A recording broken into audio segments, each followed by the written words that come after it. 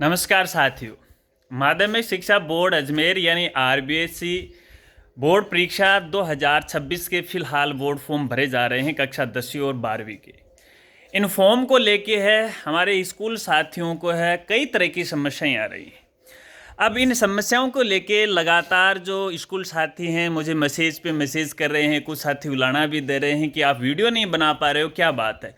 तो देखिए, समाधान तो मैं आगे आपको बताऊंगा। सबसे पहले वीडियो नहीं बनाने का कारण है वो मैं आपको बता देता हूं। देखिए मेरे हाथ देखिएगा आप, मैं थोड़ा नज़दीक करके आपको दिखाता हूं। काले पीले यहाँ पे हो रखे हैं। देखिए यहाँ पे अपना स्टूडियो का काम चल रहा है, तो इसमें जो भी व्यवस्थाएं वगैरह वगैरह हैं वो मैं ही कर रहा हूं। तो इस वजह से मैं थोड़ा सा बिजी हो गया। जल्द ही आपकी सेवा में हाजिर होंगे, बस यही कारण है। इस वजह से मैं वीडियो नहीं बना पाया आपके लिए। लेकिन फिर भी लगातार साथी मुझे मैसेज पे मैसेज कर रहे हैं। किसी की चालान की समस्या है, किसी का पेमेंट हो गया है जमा नहीं हो पा रहा है, किसी का चालान कैंसिल हो गया है दोबारा जनरेट नहीं कर रहे हैं, कई तरह की समस्याएं। तो बहुत सारे साथियों ने मुझे मैसेज किया, तो जिन्होंने मेरे को मैसेज किया तो उन सबका यहाँ पे समाधान ऑलरेडी मैं यहाँ पे करा चुका हूँ। कल भी मैं रात के 8 बजे तक लगा था और सुबह सुबह भी आज भी कई साथियों ने मुझे मैसेज कर दिया। जो हमारे यहाँ लोकल से थे तो उन्होंने तो कॉल से मुझे संपर्क कर लिया। अब साथियों को मैं यहाँ पे बताना चाहूँगा, देखिएगा अगर आपके सामने भी समस्या आ रही, क्योंकि जो बोर्ड फॉर्म की जो डेट है वो नज़दीक है सामान्य शुल्क के साथ, लेकिन आपको ये भी नहीं घबराना है। देखिए आपको बताना चाहूँगा, यहाँ पे जो बोर्ड फॉर्म की जो डेट है वो एक्सटेंड होगी तकरीबन 10 दिन की यहाँ पे ये संभावना है। तो मैं अभी क्लियर आपको नहीं कह सकता, लेकिन डेट बढ़ने के चांस हैं, ठीक है। अब यहाँ पे समस्या आ रही है, उनका समाधान क्या है। देखिए साथियों, मैं आपको बताना चाहूँगा, यहाँ पे अगर आपने चालान जनरेट कर लिया और किसी कारणवश से चालान आपने कैंसिल कर दिया, जो दोबारा जनरेट नहीं हो रहा है, तो देखिए कई बार ये टेक्निकल इशू हो जाता है। हालांकि बोर्ड को हमने अवगत करवा दिया इस बारे में। हालांकि पहले ये समस्या थी कि दोबारा चालान जनरेट नहीं हो रहा था। अब आप ट्राई करके देखिएगा, दोबारा आपका चालान है वो जनरेट हो जाएगा।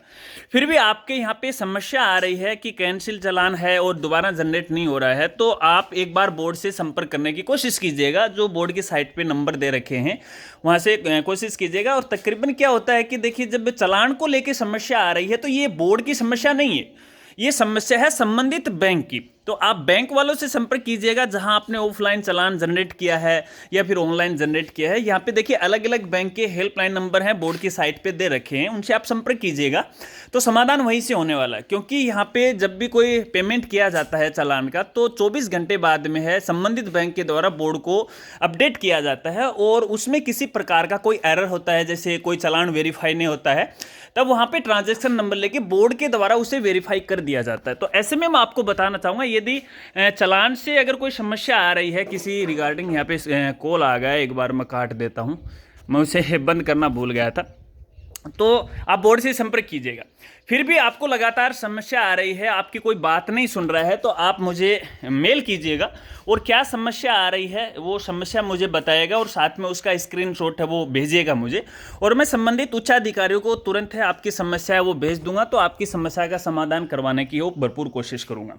इसके अलावा यदि कई साथियों ने मुझे ये बताया कि हमने बोर्ड फॉर्म भर दिया है, लेकिन अब हमें यहाँ पे पता चला कि स्टूडेंट के डेटा में या सब्जेक्ट में किसी प्रकार की कोई गलती है, तो दोस्तों आपको बताना चाहूँगा, एक बार ये लास्ट डेट का मसला है वो चला जाए, उसके बाद यहाँ पे देखिए बोर्ड फॉर्म में करेक्शन करने के लिए डिपार्टमेंट के द्वारा है आपको मौका दिया जाएगा। उसमें आपसे कुछ से अतिरिक्त शुल्क है वो लिया जाएगा, जैसे पर्टिकुलर पर बच्चे के 50 रुपए हैं, तो वो आप जमा करवा के करेक्शन कर सकते हैं और उसके बाद भी आपको दोबारा मौका दिया जाएगा। लेकिन कुछ कंडीशन ऐसी है, जैसे बालक का नाम है, उसकी डीओबी है, ये कुछ चीज़ें ऐसी होती हैं जो आप ऑनलाइन करेक्शन नहीं कर सकते। इसके लिए तो आपको बोर्ड व्यक्तिगत ही जाना पड़ेगा, जो कि बहुत बाद की बात है। एक बार आप फॉर्म जमा करवाएगा नोडल पे, और फिर नोडल के द्वारा जब बोर्ड कार्यालय में ये चले जाएंगे, उसके बाद यहाँ पे है आपकी करेक्शन की प्रोसेस चलेगी। तो इसको लेके आप चिंता मत कीजिएगा।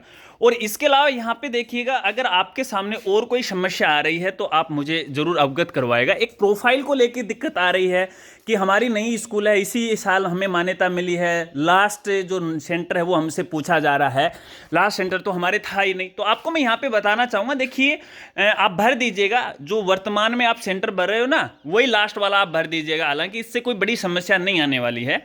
बाकी कोई यहाँ पे प्रैक्टिकल सब्जेक्ट के बारे में पूछा जा रहा है कि हमारी स्कूल तो 10वीं तक के प्रैक्टिकल प्रैक्टिकल कहाँ गए, तो आपको बताना चाहूँगा 10वीं में भी प्रैक्टिकल सब्जेक्ट होते हैं, ठीक है।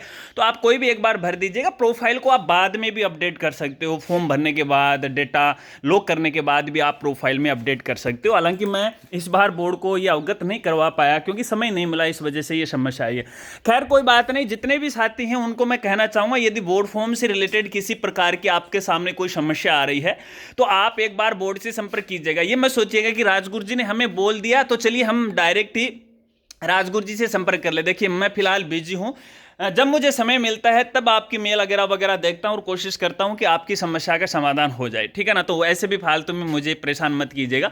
हाँ, अगर आपकी कहीं चारों तरफ से मदद नहीं हो रही है तो आप मेरे से जुड़िए, मैं आपकी मदद करने की भरपूर कोशिश करूंगा।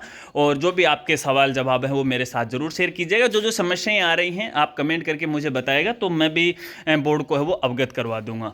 अगर जानकारी हमारी अच्छी लगी तो वीडियो को लाइक कीजिएगा और अपने दोस्तों के साथ वो जरूर शेयर कीजिएगा। धन्यवाद।